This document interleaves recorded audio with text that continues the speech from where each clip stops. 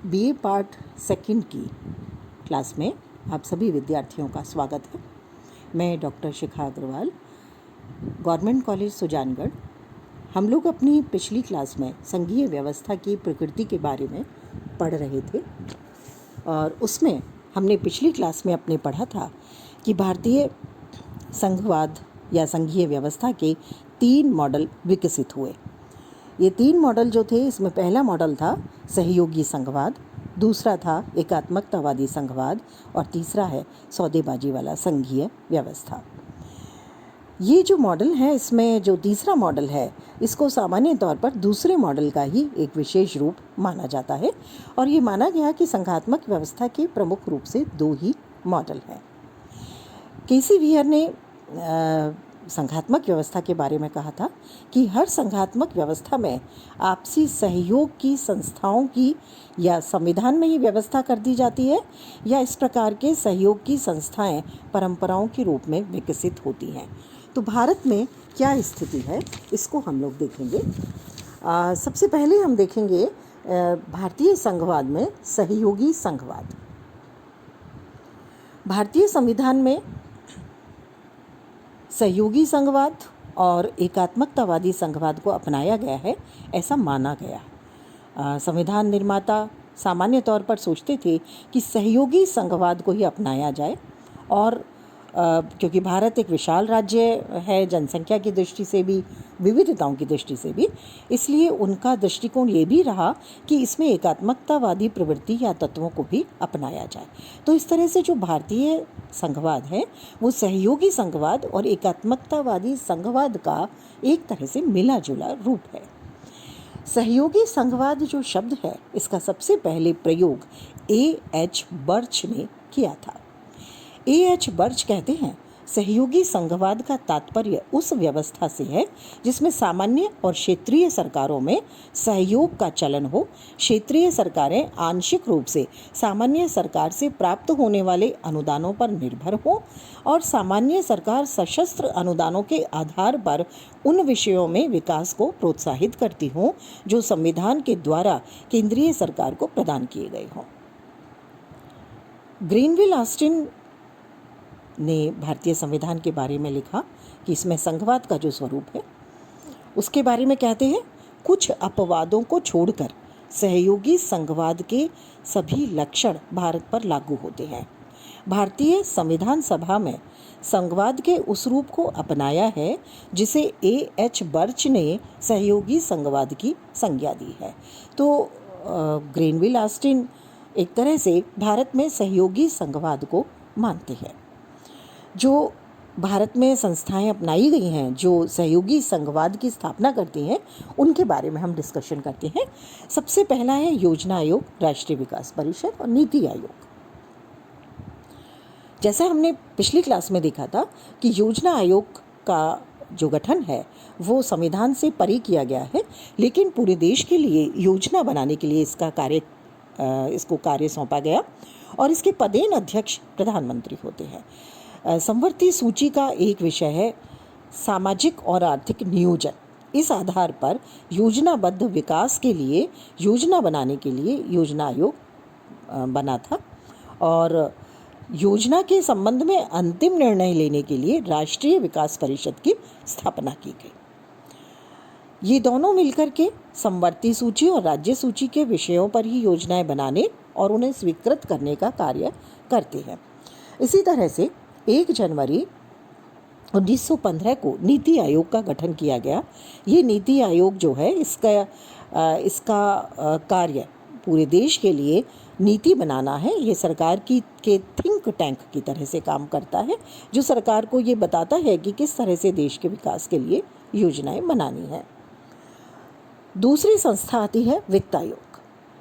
संविधान के अनुच्छेद 280 के अंतर्गत प्रतिवर्ष 5 वर्ष बाद स्थापित होने वाले वित्त आयोग को केंद्र और राज्य सरकारों के बीच वित्तीय संबंधों को सुचारू रूप से संचालित करने वाली और उसके लिए सुझाव देने वाली एक संस्था के रूप में स्थापित किया गया है।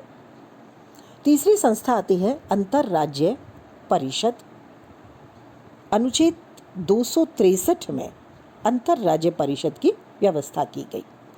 इसका कार्य केंद्र और राज्य सरकारों के बीच या राज्य सरकारों में परस्पर यदि कोई विवाद उत्पन्न हो जाता है तो उसका निपटारा करना है।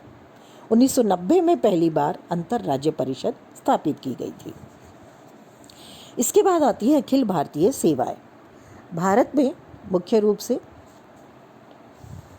दो अखिल भारतीय सेवाएं हैं।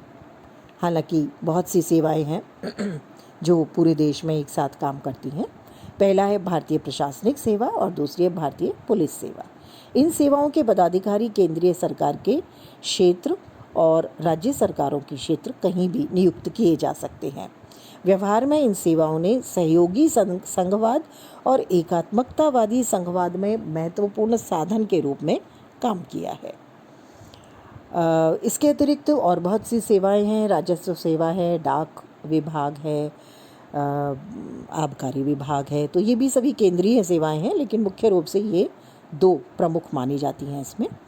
मॉरिस जोन्स ने इन संस्थाओं के बारे में कहा है, ये संस्थाएं दिखाती हैं कि केंद्र और राज्यों के सहयोग से ही महत्वपूर्ण कार्य किए जा सकते हैं और न तो केंद्र और न ही राज्य कोई भी एक दूसरे पर अपनी इच्छा नहीं थोप सकता।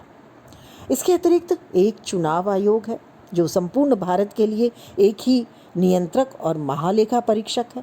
तो ये ऐसी व्यवस्थाएं हैं, जैसे चुनाव आयोग है, पूरे देश में चुनावों की घोषणा करना उसी का कार्य है। पूरे देश में जब संसद का चुनाव होता है तो उसी की देखरेख में होता है।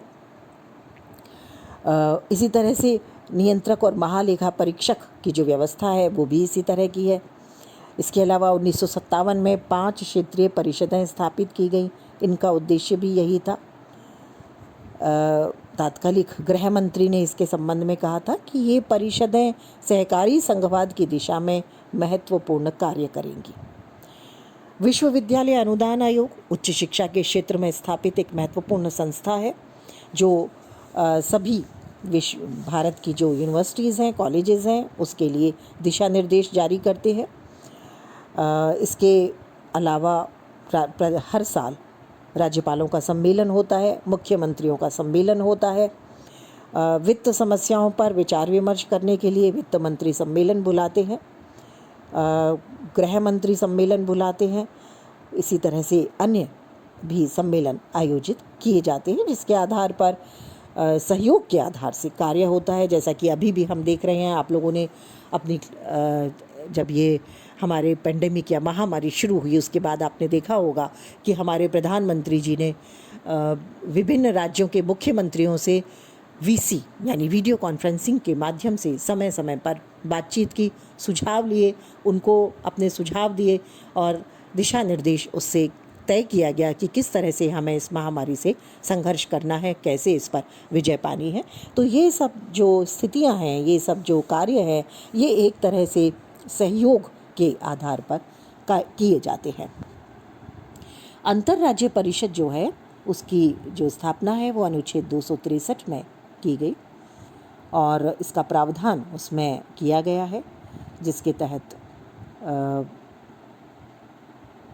राजमन्नार आयोग, प्रशासनिक सुधार आयोग और सरकारिया आयोग, जिसने 1987 में अपनी रिपोर्ट प्रस्तुत की, इन सब ने इस सिफारिश पर बल दिया कि अंतर्राज्य परिषद की स्थापना की जानी चाहिए। लेकिन व्यवहार में 1990 तक इसकी स्थापना नहीं की गई।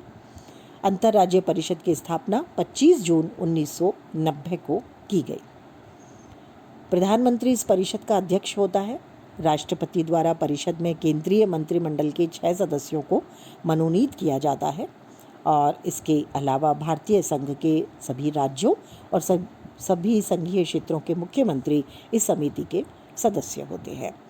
तो जो संघीय व्यवस्था है, केंद्र राज्य संबंधों को सुचारू रूप से चलाने के लिए ये परिषद एक विचार मंच का कार्य करती है और हर दिन के कार्य को सुचारू रूप से चलाने के लिए इसका एक स्थायी सचिवालय भी होता है। तो ये तो हुआ सहयोगी संघवाद। अब आते हैं एकात्मकतावादी संघवाद पर। जैसा कि हमने देखा कि भारतीय संविधान में भी संघीय व्यवस्था के साथ साथ एकात्मक तत्व भी मौजूद हैं। तो ये माना गया कि भारत में एकात्मकतावादी संघवाद भी अपनाया गया है। यूनेस्को जो यूएनओ संयुक्त राष्ट्र संघ की एक एजेंसी है, उसमें संघवाद पर एक संगोष्ठी हुई 1973 में। उसमें भारत को रिप्रेजेंट करते हुए डॉक्टर लक्ष्मीमल सिंघवी ने कहा था, केंद्रीयकरण की अपनी सशक्त प्रवृत्तियों के परिणाम स्वरूप भारतीय संघवाद राजनीतिक सामंजस्य और आर्थिक विकास के दोहरे उद्देश्य की पूर्ति का समाधान बना है। यह विवाद कि भारत में संघीय व्यवस्था है या नहीं सारहीन है। यह विवाद इसीलिए उठा है कि विद्वान अमेरिकी उदाहरणों से उधार ली गई संघवाद की शास्त्रीय अवधारणा में आस्था रखते हैं और उनका दृष्टिकोण पूर्वाग्रह युक्त है। भारतीय संघवाद का स्वरूप भिन्न है और वह केंद्रीयकृत संघवाद का नवीन उदाहरण प्रस्तुत करता है, जो विशेष रूप से तीसरे विश्व के नए स्वतंत्र राष्ट्रों के लिए प्रासंगिक है। क्योंकि भारतीय संविधान में एकात्मकतावादी संघवाद के तत्व अंतर्निहित है। जैसा हमने पहले भी बात की थी कि शक्तियों का बंटवारा केंद्र के पक्ष में है, एक संविधान है, एक हरी नागरिकता है, राज्य की सीमाओं के में परिवर्तन यदि होना है तो केंद्र सरकार करती है, एक चुनाव आयोग है, केंद्रीय स्तर पर एकीकृत न्याय व्यवस्था है। आर्थिक दृष्टि से हम देखें तो राज्यों की स्थिति कमज़ोर है। तो बहुत सारी ऐसी व्यवस्थाएं हैं, इसलिए व्यवहार में भारत में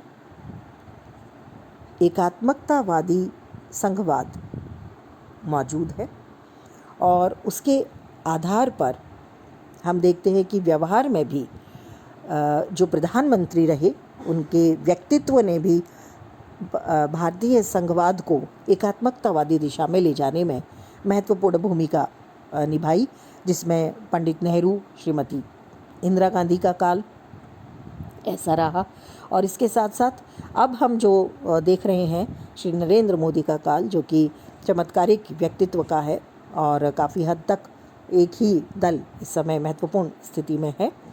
तो कुल मिलाकर के जो भारतीय संघवाद है वो सहयोगी संघवाद और एकात्मकतावादी संघवाद का मिला जुला रूप है और मुख्य रूप से इसमें सहयोगी संघवाद की भूमिका महत्वपूर्ण है। और क्योंकि भारत एक विशाल राज्य है, 28 राज्य है, इसमें 9 केंद्र शासित प्रदेश हैं, तो ऐसी स्थिति में संघवाद का सहयोगी स्वरूप ही सबसे ज़्यादा यहाँ की परिस्थितियों के अनुकूल है।